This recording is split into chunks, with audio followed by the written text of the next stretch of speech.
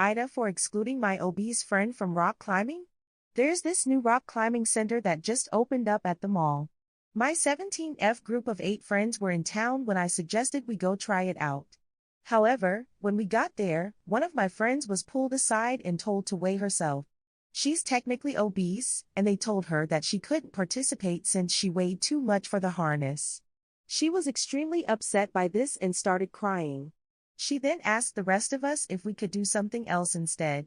However, everyone else really wanted to try rock climbing, and we didn't want to miss out because of one person.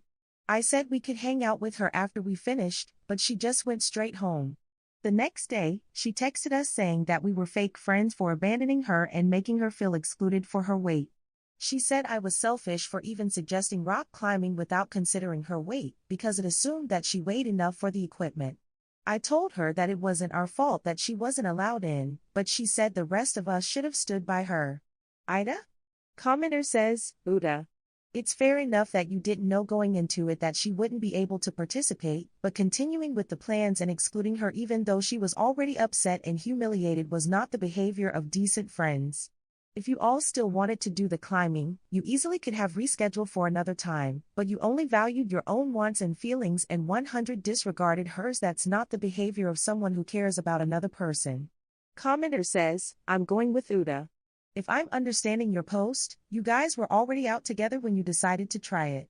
You could have gone and done something else when you found out one friend would be excluded and gone rock climbing on a different day without her. It's not like this was a dedicated trip for the purpose of rock climbing. And you really expected her to sit around alone and wait for you guys to finish? For real? It's pretty clear how little you value this friend. Commenter says, Uda, I think doing something that includes everyone present is what good friends would do for each other.